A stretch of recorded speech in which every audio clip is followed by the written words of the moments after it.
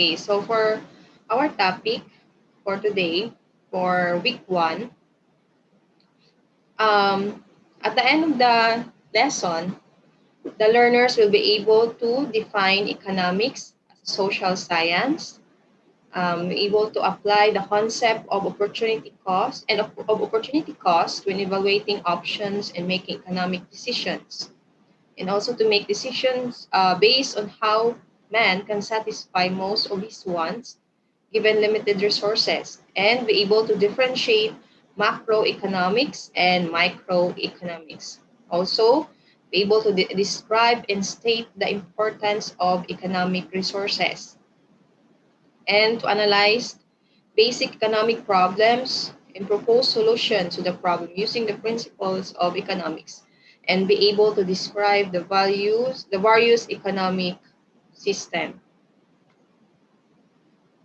So scarcity here, so this is the first topic that we'll discuss, because scarcity is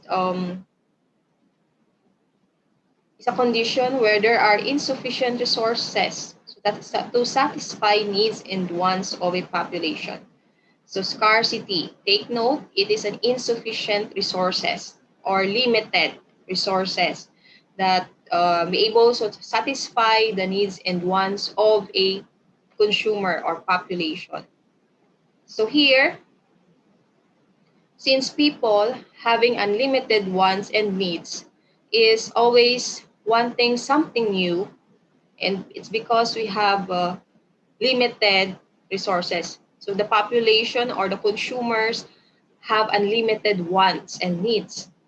And the result, we have limited resources. So when we say limited resources, it means that there are never enough resources or materials to satisfy the needs and wants of every person.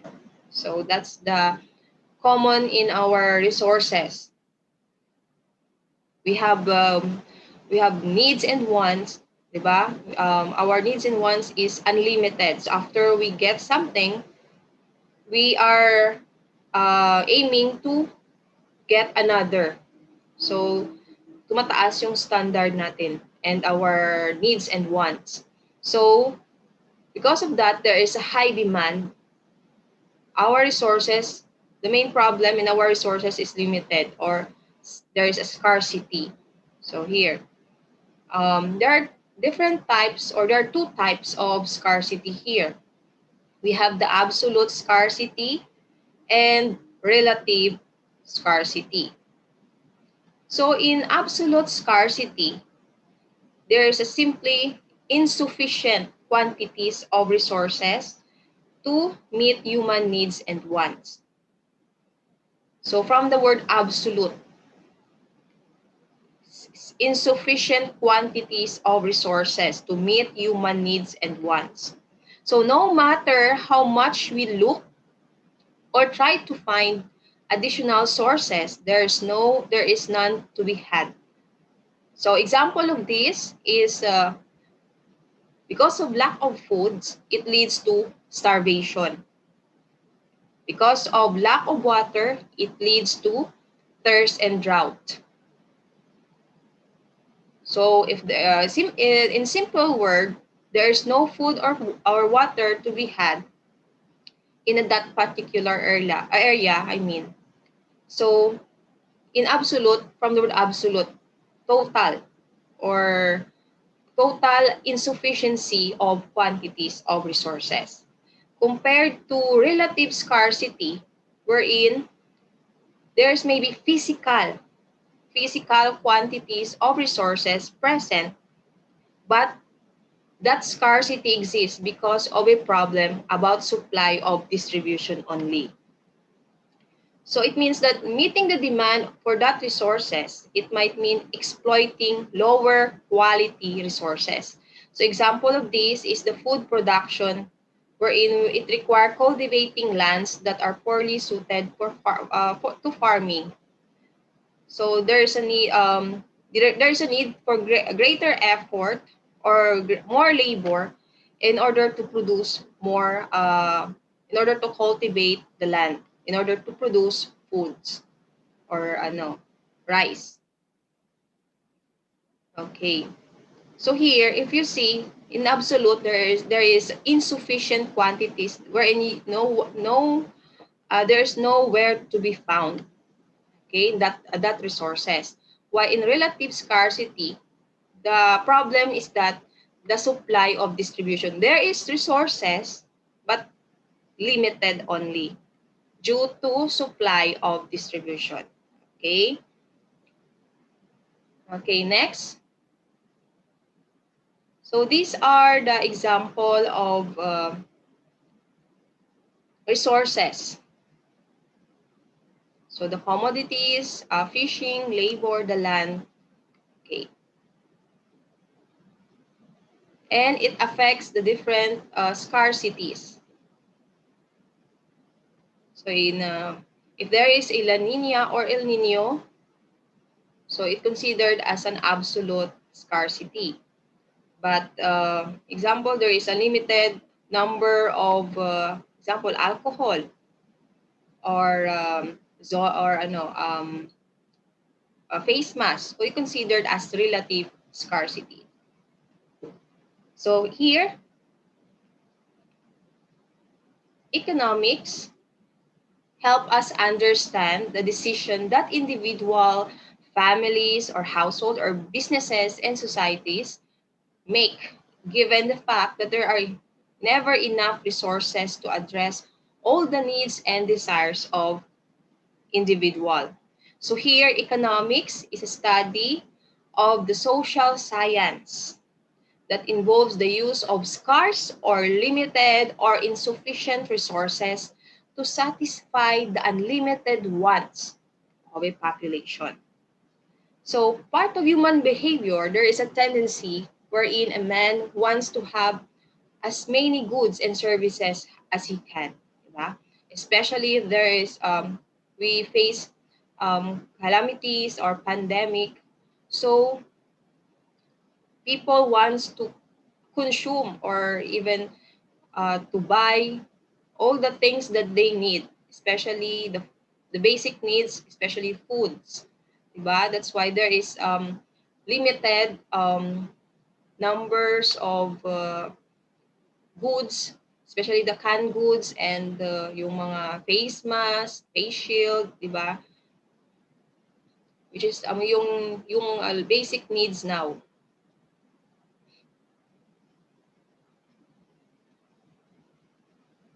However, uh, his ability to buy goods and services is limited by his income and purchasing power. So, di ba? If you have enough income or salary, so you can purchase whatever you want. So, if yung iba nakakabili ng new cellphone kahit pandemic, nakakabili ng bagong motor, ng bagong sasakyan, others can buy only their basic needs, which is food, or to have payment sa rental ng shelter, or makabili ng, or instead of buying new clothes, so since hindi naman tayong lumalabas masyado, so we tend not to buy new clothes. Okay, so it depends on the income and purchasing power or needs of an individual. So in this context, that man or even us has to practice economics. Okay. That's why economics is very important also in our daily life.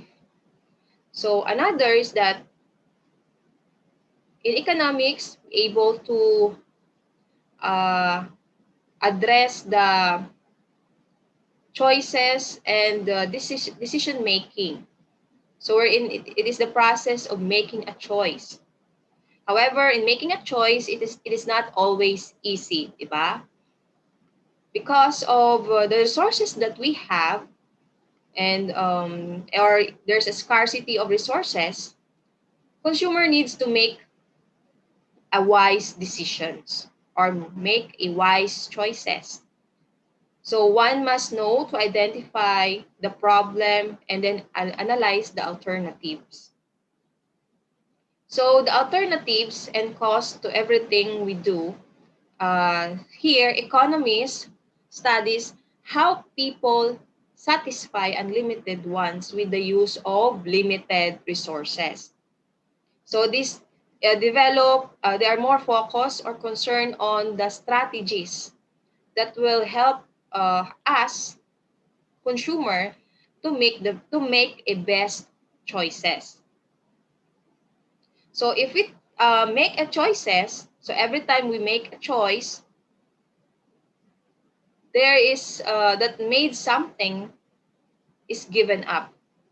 So we choose the best, and the other alternatives we need to give up. So in studying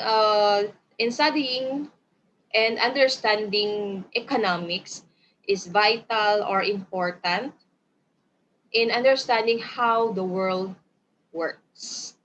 Okay. So economic decision.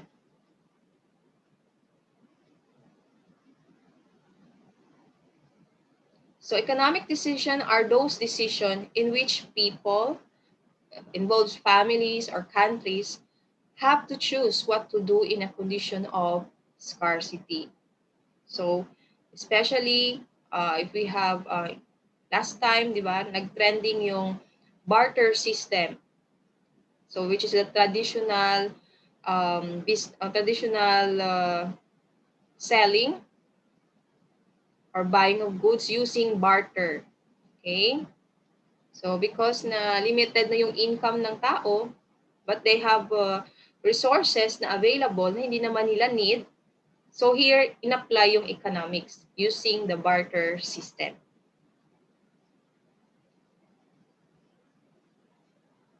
So, kahit yung mga tanim, di ba? Nag-uso na yung plantitos, plantitas, okay? Yung mga tanim, binibenta na. Okay. So that's why economic decision is very important. Okay, then there are different economic decisions that affects individual, families, and countries. So in individual, person has to make economic decision. So as a person, you might have to decide which pair of jeans to buy or how many pairs of jeans to buy as opposed to how many shirts. Okay? So it gives you a decision. What alternatives or options that you need to choose and what things that you need to give up. So because of your limited resources, limited funds or money or income, so you need to think wise decision. Or even in what university you will go, or is it you enroll to a certain university or college after you graduate your senior high school, or you will go into labor force, or you enter into labor force. So you have an option. So if you have enough income, okay, I will proceed to college. But if you have limited income, or your income is not enough, or the income of family is not enough, okay, I will stop. You may make a decision. Okay, I will stop 1 year and I will apply, or I will work, or I will enter into labor force. Okay? So since after you graduate, di ba, may option na kayo if you're going to proceed for college, or you can work na. And you will also be able to decide whether you should buy now your newest cell phone or mobile phone, or you will just use your old phone. So this is an example of individual decisions. Okay, so for families, have also to make essentially the same kind of decisions as an individual. So a family might have to decide how many pants and shirts their children need. So there is so work ng mother yon or ng father is to budget the income based on the need of his or her family. So they might have to decide how often they can go on vacation. So especially now it's pandemic, so it is not easy to go for certain vacation. So at least you can, if hindi kayo makatuloy sa vacation, you can save your money and wait for na maging okay na yung situation. Or you're going to, instead of going to vacation, bibili ka na lang ng bagong cellphone. Okay. Okay. For countries, so in economic, making bigger choices. This is, the countries has to make a bigger decision or choice. So because they have to decide what level of taxation that they will impose on various type of economic activities. Also, they have to decide how much they will going to spend on their different type of expenses or budget in different programs that they implemented. And they have to decide what economic activities they want to subsidize or budget. So here, countries also need to have an economic decision, especially in making a law or implementing a law, because people has the power also to react in every law that they implemented, diba? Okay. So here, so in making a decision, it involves an opportunity cost. So here, opportunity cost refers to the cost of the next best alternative use of money, time, or resources when one choice is made rather than the another. It is the cost of the next best alternative use of money, time, or resources when one choice is made rather than the another. So example of this is when you spend your money on 10 news, in one new cell phone instead of saving the money for a new clothes. So that's an example. Another is, so here when you okay. Another example is that when you spend your money to 10 new CDs instead of saving the money for a new car. Diba? So the cost of CD is not just the price of them, but also the car you could have had. So it depends on your decision actually, and also to your income. But then, so sana yung if you're choose to purchase, instead of buying CD, you save your money to buy car. So it takes how many years to buy a new car, but then at least you have a car. But then since you choose to buy CDs, so the cost of the price or the cost of the car is the considered as the opportunity cost. Sana yun yung binili nyo. Okay. So this is an opportunity cost. Example of opportunity cost for business and making a choice, government, and individual. So these are what they choose, and these are the what they did not choose, or their second option that they did not choose. So this is their considered as the opportunity cost. So what they could have had. If example in business, instead of they choose new computers instead of having a new fax machine. Okay, so here's for government. So they choose the unemployment benefit instead of providing or building new roads. And here, so instead of they choose to purchase or to invest income for weapons. So this is what they choose instead of purchasing more hospital beds for public hospitals. So for individuals, example, they choose to buy T-shirt instead of, example, DVD or fixing the roof of their house. So this is an example of opportunity cost. This is what they choose. This is the cost that they did not choose.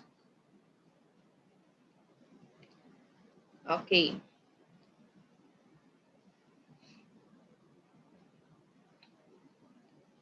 So economic resources here is also known as factors of production. So it is the resources people use to produce goods and services. So they are considered as the building blocks of the economy.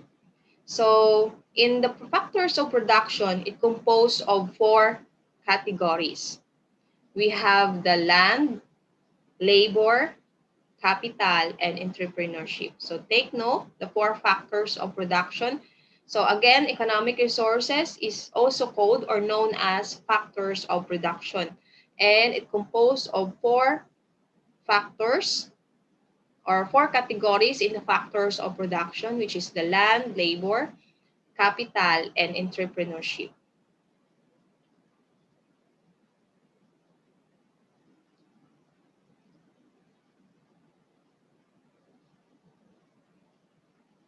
Okay, so before we proceed to the micro and macro, so again, let's go back to the four categories of economic resources. So first, we have the first factor of production is land. So land is considered as any natural resources that is used to produce goods and services. So land is not only just land. It is anything that comes from the land. So if there are developments in that area or in that property, there is also an impact on the value of land. There is production in the land. And also, there are other resources that involves in the land. So, which includes water, oil, copper, natural gas, coal, and forest. So land resources are the raw materials in the production process. That's why land is very important in the production because all the raw materials that are available for business or for production of a certain product is available in land resources. Okay. And also, these resources can be renewable, such as forest, and non-renewable, such as oil or natural gas. And also, others, owners, those who have properties on the land, also earn income through rentals. That's why if you have a property na hindi nyo naman, sabi nyo, hindi nyo naman ginagamit, or if you have a land na hindi nyo ginagamit, so instead of being idle, or hindi nyo pinahayaan nyo lang dyan, you can earn income in that resources, or you can produce, or you can produce income through rentals. So, i-rent nyo yung property nyo. So especially if your property is along highway or along the road, so mataas yung property and then marami yung demand to rent on your property. And second production is that categories of production is labor. So labor is focused on the effort of people. So people is for me, is the best resources or very important resources or asset to the business. So labor focus on the effort of people that contribute to the production of goods and services. Because if walang labor, walang magpo-produce ng product or services. So labor resources include the work done by waiter. Example, by waiter who brings food at local restaurant, as well as the work of engineer who design buildings. Okay, so with there's also income in labor. It's called wages or salary, and it is the largest source of income of most people. So that's why. However, especially now na pandemic, there are many unemployed. Wherein most of the businesses are affected with this pandemic. So marami din yung nawawalan ng trabaho. So wherein yung source ng income nila is through wages. Okay, another factor, we have the capital. So capital is considered, includes not only money, but it includes other assets, or considered as include fixed asset, which includes machineries, tools, and buildings, which humans use to produce goods and services. Okay. Next, we have the last factor, production, is entrepreneurship. So, di ba, you cannot do a business na wala kayong mindset of being an entrepreneur. Entrepreneur is different from manager. Entrepreneur is different from being a businessman. Entrepreneur is thinking like an entrepreneur is thinking with creativity. So, and innovation. So, if yung iba, if you see a stone or bato and you're thinking na if you are not an entrepreneur, what you see in a stone is just a stone lang or bato lang, wala na. Pero if you are an entrepreneur, if you see a stone, madami kang mapipicture out sa stone. Okay, o pwede itong giveaways, pwede itong gawing pang ano. So there are many uses of that thing if you have a entrepreneurial mindset. So entrepreneur is a person who combines the other factors of production, which includes land, labor, and capital, with the main purpose of earning profit. And most of the successful entrepreneurs are innovators. Again, your mindset is more of innovation. So you are considered as an innovator who find new ways to produce goods and services. So yung mindset mo, if you are an entrepreneur, if you see the positive side ng problem. We have many economic problems here in our country. But there are many businesses na nag-open because marami yung entrepreneur. Or those na nagpa-practice ng entrepreneurship. Okay. Ano pa? So example of entrepreneurship here, or think of the entrepreneurship like Bill Gates. Okay? Mga sikat.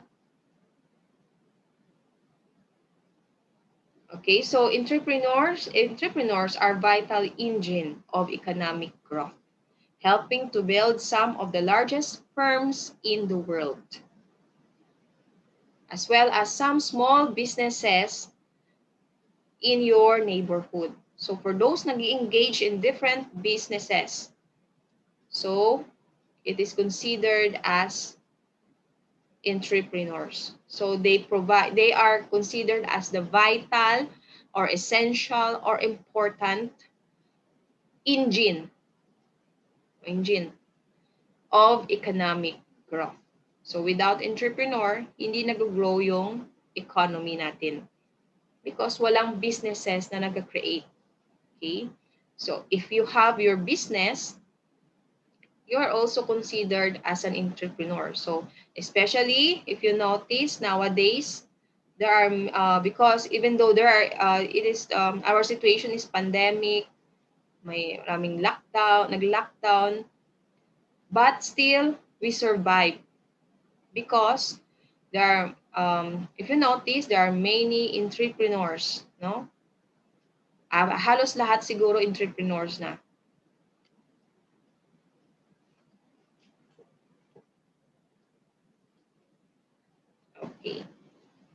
So these are the four categories of economic resources that gives or takes active part in our economy.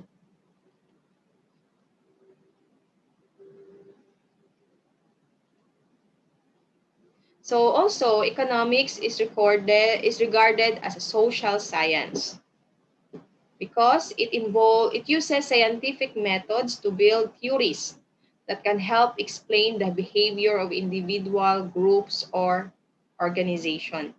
So actually here social science is the study of society and how people behave and influence the world around us. So as a social science, economics studies how individuals make choices in allocating scarce or limited resources to satisfy their unlimited wants. So that's why economics is considered as a social science. So since economics is concerned with the well-being of all people, including their jobs or labor, and those without jobs, that's why in economics, you hear the word gross domestic product, percentage or considered the percentage of unemployment rate or employment rate, because here in economics, it concerned with the well-being of all people, those with jobs or without jobs, as well as the income of people or household, those with high income and those with low income. So that's why in economics, they acknowledge that production of useful goods and services can create problems of environmental pollution. So that's why, because we are thinking, so as in economics, economists or businesses think, they are thinking to produce useful goods and services, but sometimes it creates a problem, especially in environmental pollution. That's why here the question is how investing in education helps to develop worker skills. That's why we always study we'll study economics, especially the microeconomics and macroeconomics. So let's have a macro. So from the word macro, looks at the economy as a whole. So the focus in macroeconomics is the growth of production. So which is what you hear in economics, the gross domestic product and the gross national products, because it focuses on the growth of production. So the more the businesses or the manufacturers produces products and services, there's a growth or there's an increase in the growth of production. Also in macroeconomics, it focuses on the number of unemployed people, because if there is a decrease in the growth of production, it gives impact also to the number of unemployed people, di ba?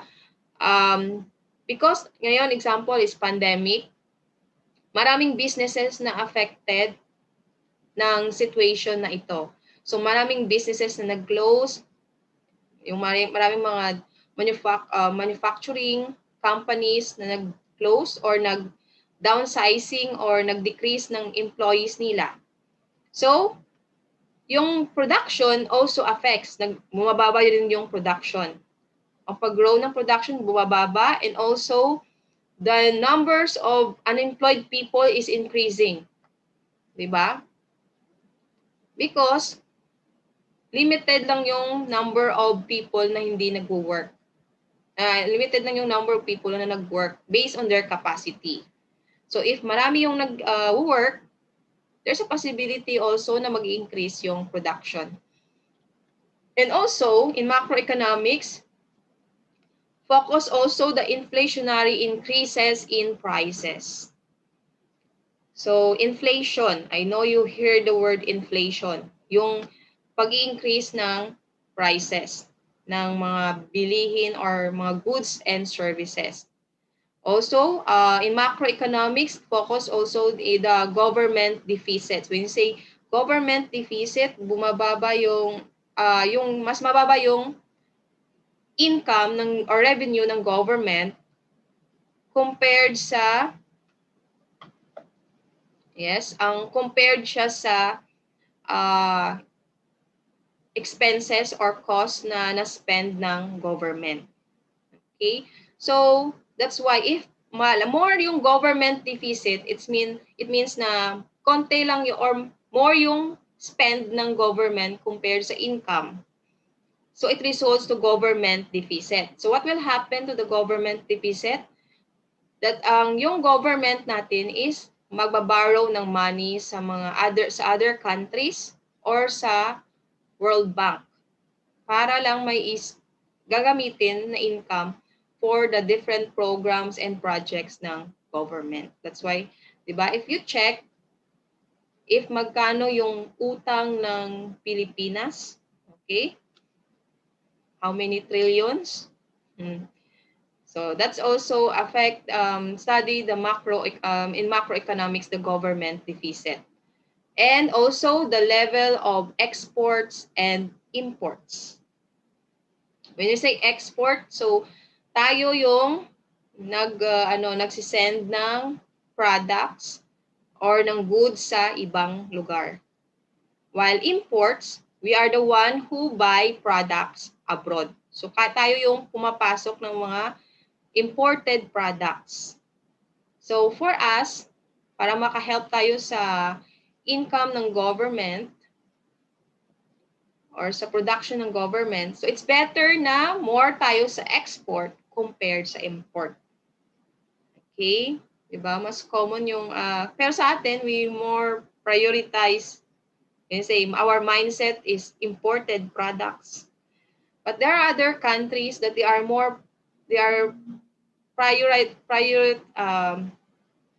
prioritize their own product and they go more on exports.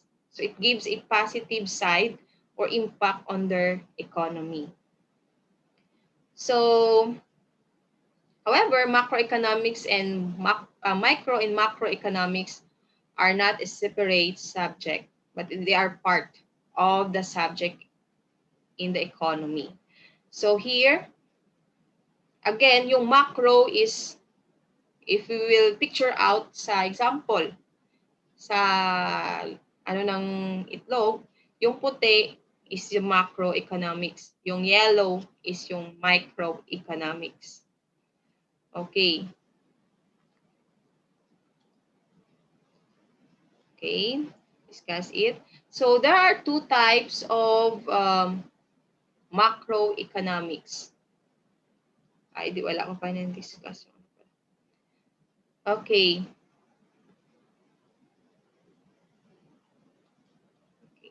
So let's have muna the two types of macroeconomics. So here in macroeconomics, it composed of monetary policy and fiscal policy.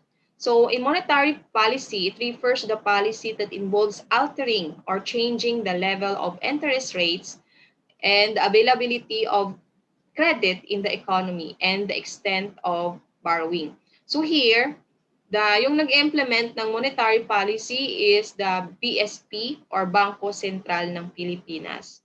So they control the interest rate, the level of interest rate, and the availability of the credit and the extent of borrowing by the banks and the lending companies. Okay? So they have limits. And next, we have the fiscal policy, which refers to the economic policies that involve government spending and taxes. So mostly yung nag-involve dito is the BIR, Bureau of Internal Revenue, and the other government agencies.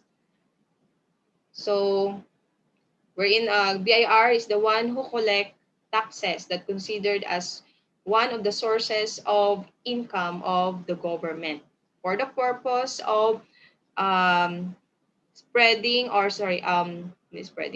allocating the resources or funds to different agencies in the using that funds for a particular programs, project, or projects. So next we have microeconomics. So microeconomics is we're in now that economic it covers a lot of ground. So here in microeconomics, it is focuses on the action of individual agents within the economy. So what are the agents in the microeconomics? It involves household, workers, and businesses. Again, there are three agents that involve in microeconomics. The households, workers, or the laborers, and the businesses or the firms.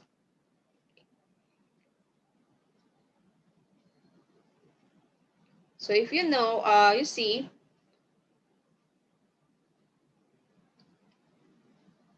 let's go back again for the differentiation of macroeconomics. Again, for macroeconomics, they study the whole economy.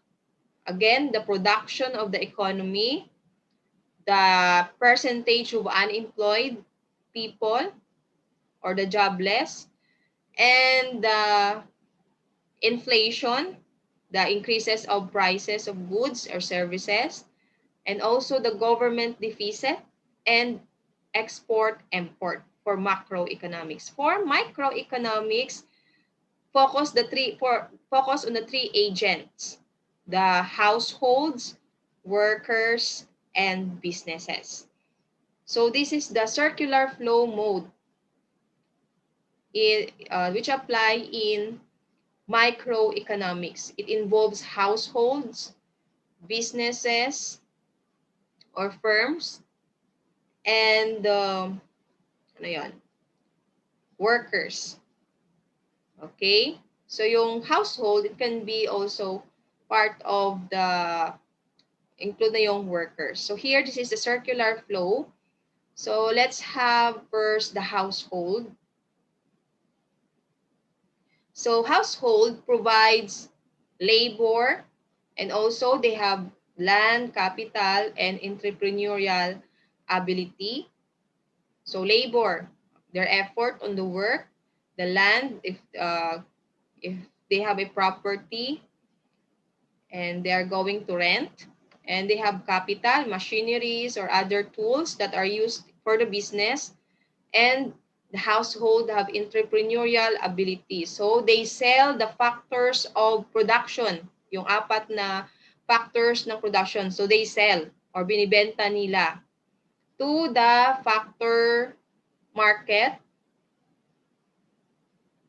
wherein the firm or businesses buy it. So they buy the factors of production. In return, businesses produces products wherein they are going to sell their products to the household in the product market, and household will buy the products. Okay, so this is the circular flow of business and of the three agents. And then let's have again for the household. So household will consume their product, and then they will pay to the business or firm, and in which the business will receive revenue or income from the consumer or household. And then after that, that revenue will go, they're going to spend it, and it result to cost. So they will pay all the factors of production.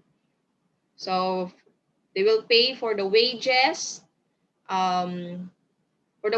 or labor of their employees or workers, and also they are going to pay the rent for the properties or land that they are using, also the machineries.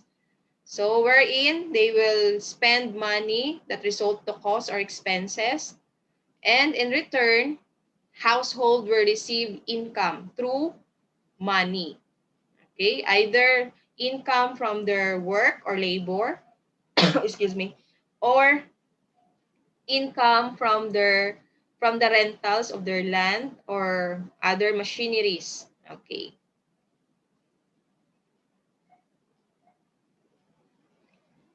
So here, this is the differentiation between microeconomics and macroeconomics. If you see, in microeconomics, they are more focused on individual, household, or firm. So here in macroeconomics, they're focused on the national income, the government, and the nation or world. Okay? So this is the differentiation between microeconomics versus macroeconomics. So in microeconomics, it's focused on the individual production.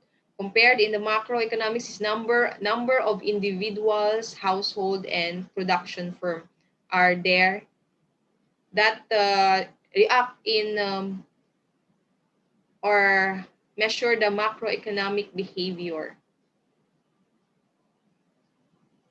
Okay, so there are basic economic problems in our society, wherein the basic economic problems, um, the most common problem in our society is scarcity. And this problem arises because of the resources of all types are limited and have alternative uses.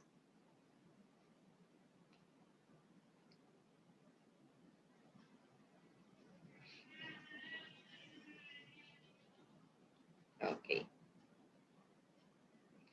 Um,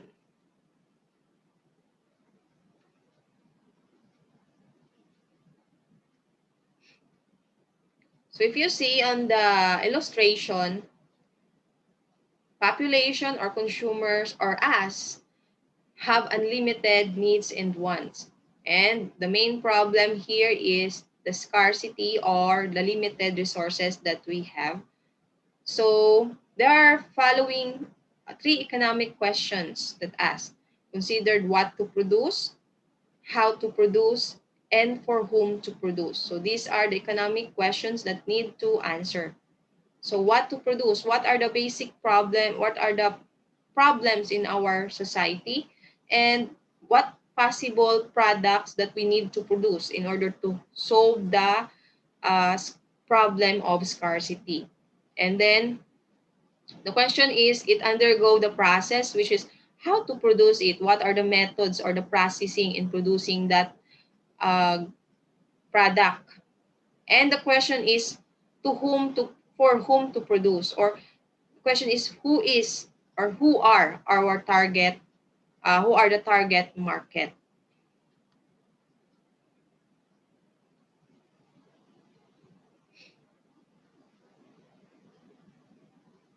So here, because of this question, it creates, that's the concern of the three economic system here. The free enterprise, the centrally planned, and the mix, or what you call this, market economy, the planned economy, and the mixed economy.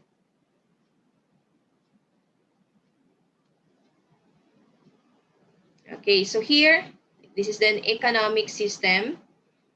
Because in economic system, it is considered as an organized way in which a country allocates or distribute resources, allocates resources and distribute goods and services across the whole nation or a given geographic area.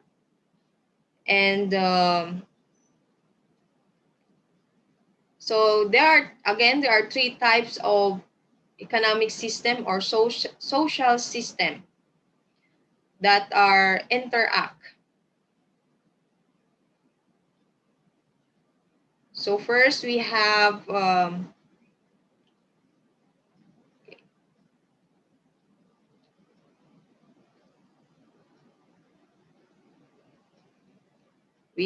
the market economy, planned economy, and mixed economy. So in this illustration, if you see in mixed economy, so there's a balance between government control. Okay, there's a balance between the government and business control.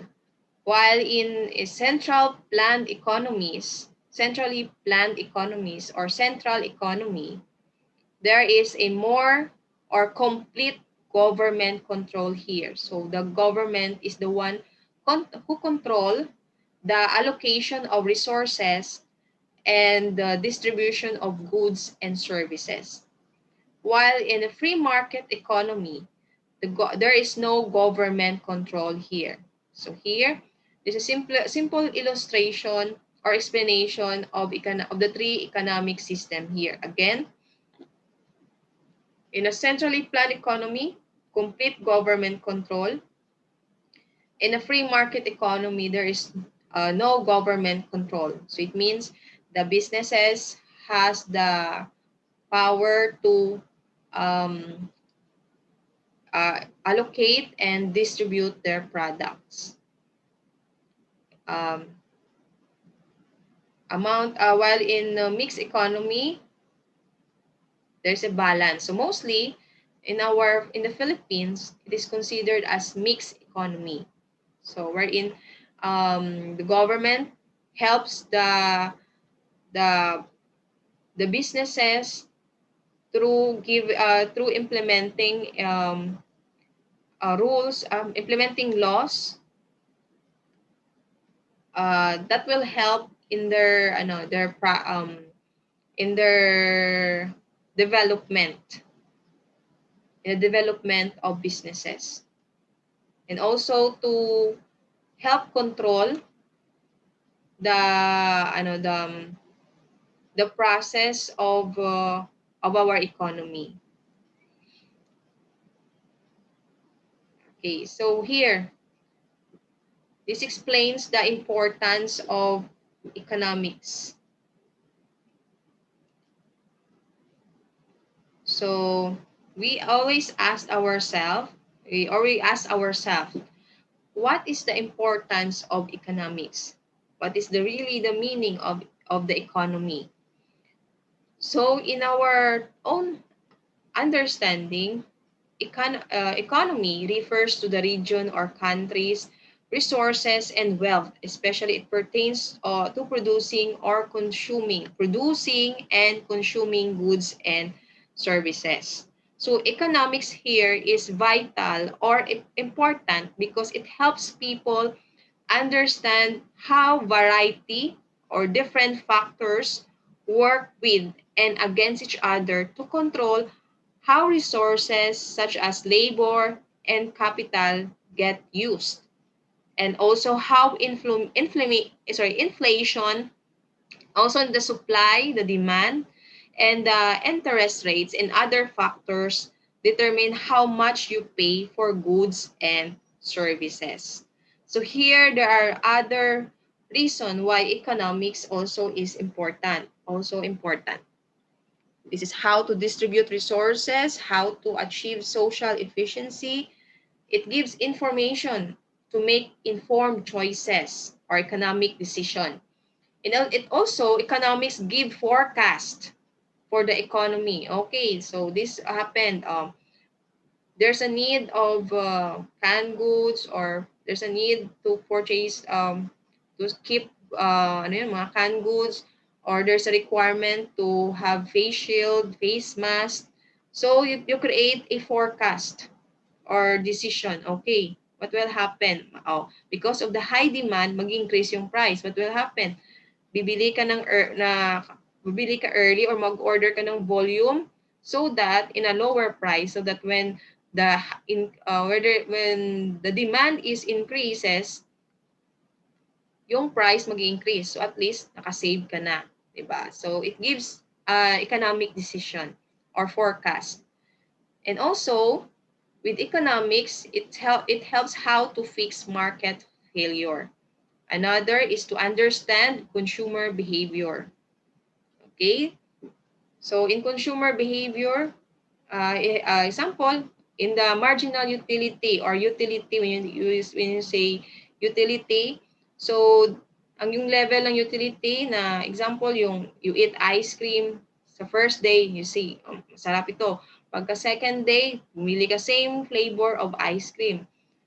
Pagka third day, kumain ka ulit ng ice cream. So yung level ng utility mo is or value bumababa din. So okay, next time hindi na ako bibili. So it also gives understanding of consumer behavior na there is also needs for changes or innovation on the side of on the side of businesses. Okay? That's why if you see sa mga innovation ng gadgets or cell phones, 'di ba?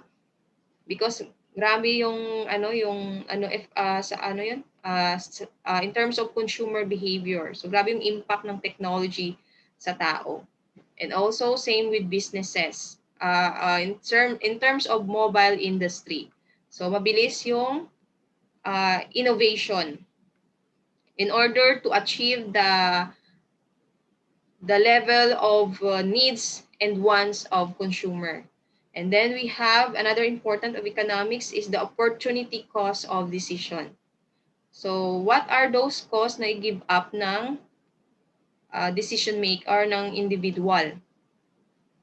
And also how to distribute resources. So with economics, it helps us to distribute how to distribute resources. So here the best simple importance of economics is how to make economic decision and how to think or to choose or the best alternatives to solve our problem or how to make it help us to make economic decision in order to satisfy our needs and wants. So whatever decision that we have, there is an opportunity cost in that decision. So here, there are different. There are measuring in the economy. So first, we have the gross domestic product or the GDP.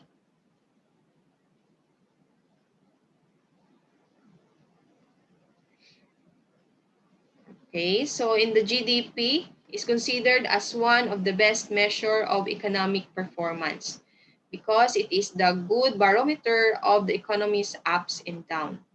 Okay. So it is very important na, 'di ba, yung it measures the performance of our country through GDP. So if our GDP is increasing for how many years, it gives also a positive feedback on our economy. Okay. So you try to research in what year there is a high percentage of increase in GDP, and then you check kung sinong presidente yung in that year, sinong presidente yung nasa in that year wherein there's an increase in GDP. Okay? However, there are other factors also na why is it yung GDP affects na may part or percentage ng GDP na tumaas siya, and there are other percentage na bumababa talaga yung GDP. So I think this time yung ng GDP ng Philippines, I think bumababa siya because of especially because of pandemic, because of COVID. Again, GDP is considered one of the best measure of economic performance because of its good barometer of the economy's ups and downs. So these are the formula on how to compute, on how to determine the gross domestic product or the GDP using the different methods. You can use the expenditure method, the income method, and the production method. But the most common is the expenditure method.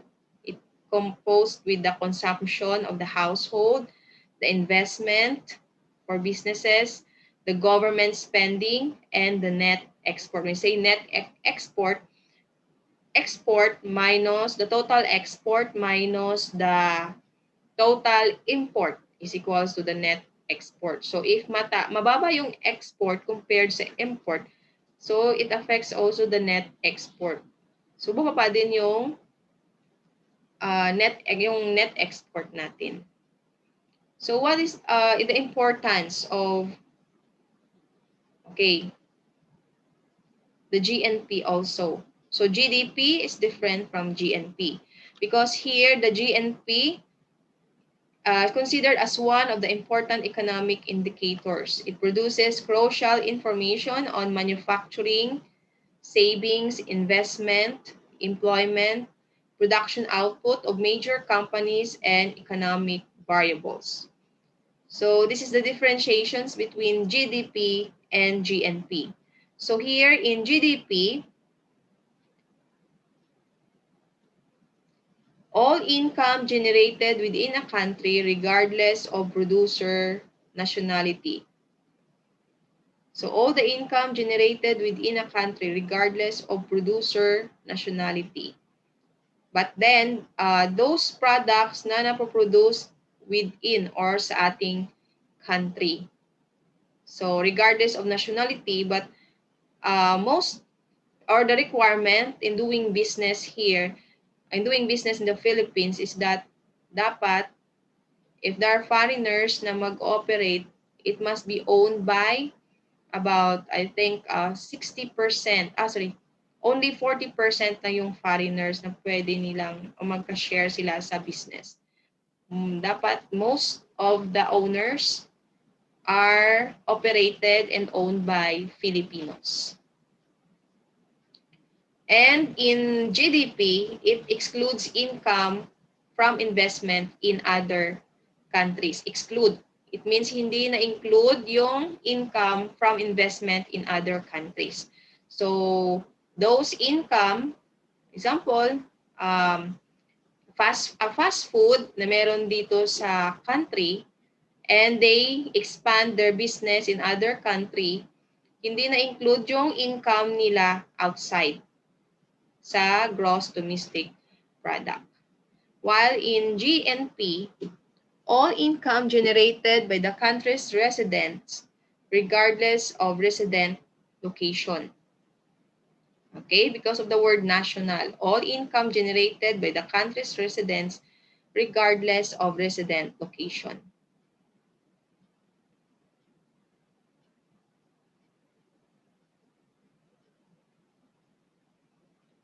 Okay. And also, I think, exclude or hindi na-include yung income generated by foreign producer within country borders.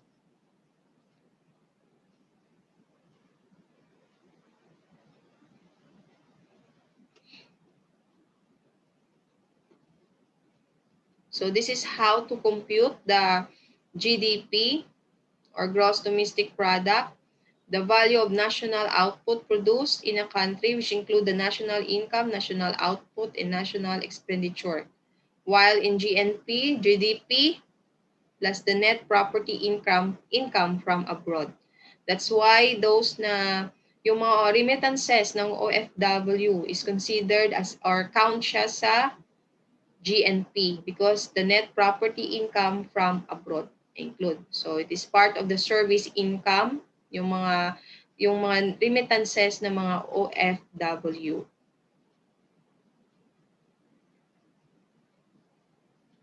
So sa GNP, it excludes income earned by multinational when profit is sent back to other country.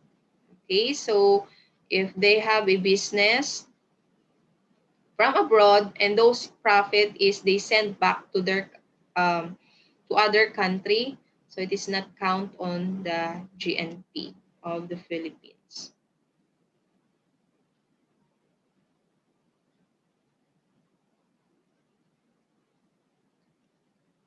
Okay.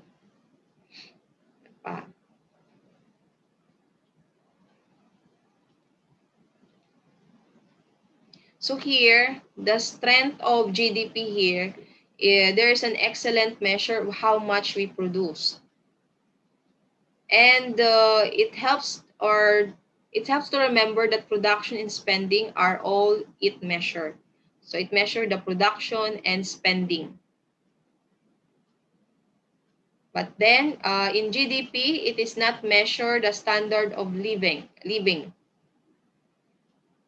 because the standard of living depend upon the amount of leisure time we have and the wage rate. Okay. So GDP here tell us nothing about how the income are distributed. It may be that most of it goes to only a few people. Okay. So that's the end of our discussion on the introduction. So this is just an introduction of economics that involves the scarcity, short difference between macroeconomics and microeconomics, and the possible different factors of production that involves in the economy, and also the economic system that involve,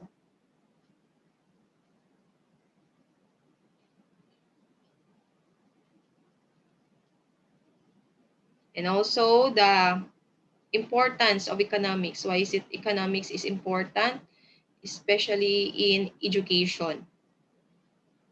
Okay, so this is just an overview of our topic for applied economics. So any question?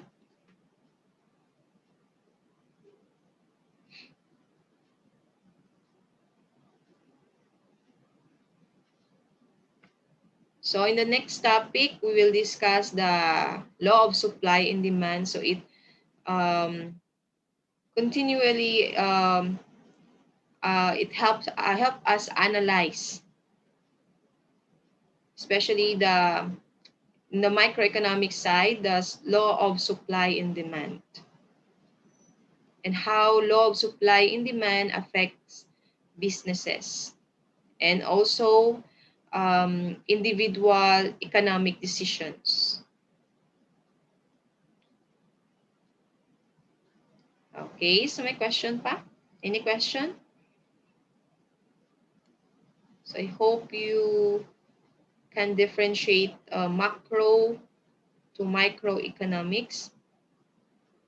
Okay, in this simple picture here. And also the flow of circular flow of the economy, which involves the three agents in microeconomics: the household, the businesses, and the workers. So, okay. Okay, so any question?